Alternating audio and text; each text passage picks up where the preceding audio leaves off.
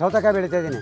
ದಯವಿಟ್ಟು ಈ ವಿಡಿಯೋನ ನೋಡಿ, ಹಾಗೆ ಕೃಷಿ ಮಾಡೋರಿಗೆ ಈ ವಿಡಿಯೋನ ಶೇರ್ ಮಾಡಿ. ಉಚ್ಚೆ ಹೊಡಿಬೇಕು, ಗೊಬ್ಬರ ಹರಬೇಕು, ಬೀಜ ತರಬೇಕು, 500 ರೂಪಾಯಿ ಇಷ್ಟು ಬೀಜ ಉಣ್ಬೇಕು, ಆಳು ಕರ್ಕೋಬೇಕು, ಅದಕ್ಕೆ ಮಣ್ಣು ಕೊಡಬೇಕು, ಗೊಬ್ಬರ ಹಾಕ್ಬೇಕು, ಏನು ಟೈಮಲ್ಲಿ ನೀರು ಕೊಡಬೇಕು, ಕುಯ್ಯೋದು, ತೊಳೆಯೋದು, ಇಟ್ಟೋದು, ಮಾರೋದು, ಜನ ಕೈಲಿ ಬೇಯೋದು, ಎಣ್ಣೆ ಕುಡಿಯೋರ ಕೈಲಿ ಬೇಯಬೇಕು, ಹಂಗೆ ಹೋದೋರ ಕೈಲಿ ಬೇಯಬೇಕು, ಎಲ್ಲ ಸಮಸ್ಯೆ ಐತೆ ಅಷ್ಟೇ.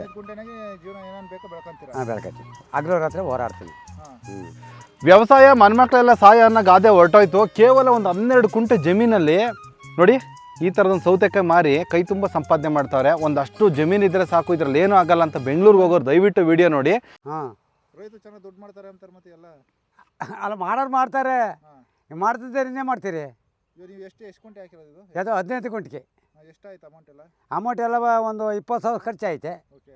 ಒಂದು 20,000 ಉಳಿದೈತೆ. ಓಕೆ. ಅದು ಆಳಿಗೆ ಕುಯ್ಯೋಕೆ ಮಾಡೋಕ್ಕೆ ಅಲ್ಲಿಗೆ ಸಮಸ್ಯೆ.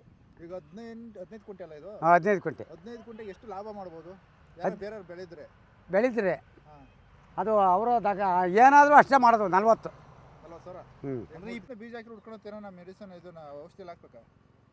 ಔಷಧಿ ಹಾಕಂಗಿಲ್ಲ, ಗೊಬ್ಬರ ಹಾಕ್ಬೇಕು. ದನಿ ಗೊಬ್ಬರ ಹರಿಕ್ಯಂದು, ಉಚ್ಚೆ ಹೊಡ್ಸ್ಕೊಂಡು, ಸಾಲು ಹೊಡ್ಸ್ಕೊಂಡು, ಬೀಜವನ್ನು ನೆಟ್ಟಿಗೆ ಉಣ್ಬೇಕು. ಇದಕ್ಕೆ ಏನೂ ಇಲ್ಲ ಅಂದರೆ 4 ಆಳು ಬೇಕು. ಊಟ ತಿಂಡಿ 500 ರೂಪಾಯಿ ಸಂಬಳ. 9 ಗಂಟೆಗೆ ಬಂದರೂ ಆಯಿತು, 12 ಗಂಟೆಗೆ ಬಂದರೂ ಆಯಿತು, ಅವ್ರಿಗೆ ಸಂಘಕ್ಕೆ ದುಡ್ಡು ಕಟ್ಟಬೇಕು. Okay, okay. ನೀವು ಇವಾಗ ಇದನ್ನು ಬೆಳೆದಿದ್ದೀರಾ? ಬೇರೆ ಟೈಮ್ನಾಗೆಲ್ಲ ಬೇರೆ ಟೈಮಲ್ಲಿ ಜೋಳ, ಭತ್ತ, ರಾಗಿ ನಿಮ್ಮ ಜೀವನಕ್ಕೆ ಇದೆ. 15 ಕುಂಟೆ ಬಿಟ್ಟರೆ ಇನ್ನೇನಿಲ್ಲ?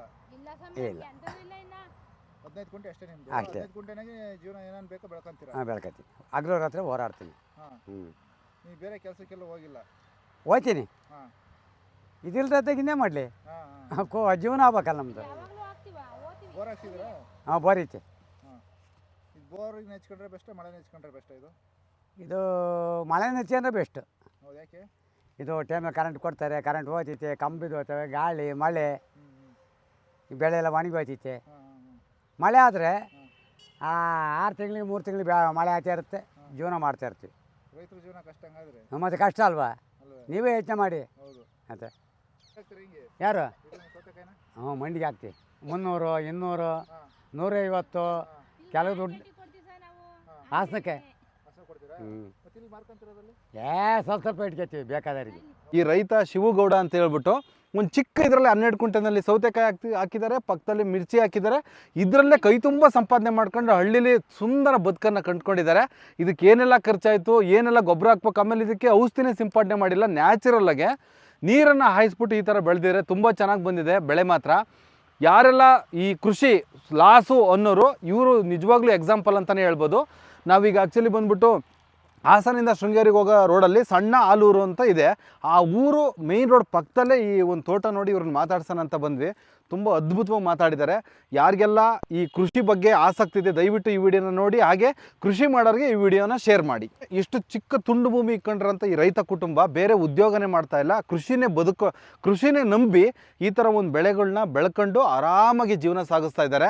10 ಎಕರೆ 20 ಎಕರೆ ಇಟ್ಕೊಂಡು ಯಾವ್ಯಾವ ಬೆಳೆಯ ಬದಲು ಸೀಸನಲ್ಲಾಗೆ ಬೆಳಿಬೇಕು. ನೋಡಿ ಈ ಸೀಸನಲ್ಲಿ ಸೌತೆಕಾಯಿ ತುಂಬ ಚೆನ್ನಾಗೆ ಓಡುತ್ತೆ, ಹಂಗಾಗಿ ಸೌತೆಕಾಯಿ ಬೆಳೆದಿದ್ದಾರೆ. ಆ ಥರ ಬುದ್ಧಿವಂತರಾಗಿ ಇವರು ಆ್ಯಕ್ಚುಲಿ ಅಷ್ಟೊಂದು ಎಜುಕೇಷನ್ ಇಲ್ಲ, ಆದರೆ ಅಗ್ರಿಕಲ್ಚರ್ ಬಗ್ಗೆ ಎಜುಕೇಷನ್ ತುಂಬಾ ಚೆನ್ನಾಗಿದೆ. ತುಂಡು ಭೂಮಿ ಇಟ್ಕೊಂಡು ಚೆನ್ನಾಗಿ ಕೆಲಸ ಮಾಡ್ತಾ ಇದ್ದೀರಲ್ಲ, ದುಡಿತಾ ಇದ್ದೀರಲ್ಲ, ಹೆಂಗ್ ಸಾಧ್ಯ ಆಯ್ತು ಹೇಳಿ?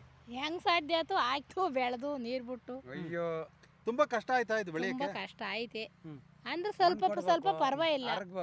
ಇವಾಗ ಗೊತ್ತಾಗ್ತೈತೆ, ಎಲ್ಲ ಗೊತ್ತಾಗ್ತೈತೆ, ಮಾಡ್ತಾ ಇದೀವಿ. ಕಳೆ ಕೇಳಬೇಕು, ಅದ್ ಬದಿಗೋರ್ಬೇಕು, ಎಲ್ಲ ಮಾಡ್ತೀವಿ, ಗೊತ್ಕೊಂಡು ಹಿಡಿದಿದೀವಿ, ಎಲ್ಲ ಮಾಡ್ತೀವಿ. ಇಷ್ಟೊಂದೆಲ್ಲ ಬೆಳಿತಿರಲ್ಲ, ಊರಲ್ಲಿ ಬೇರೆಯವ್ರು ನೋಡಿದ್ರೆ ನಿಮ್ ಬಗ್ಗೆ ಏನಂತಾರೆ?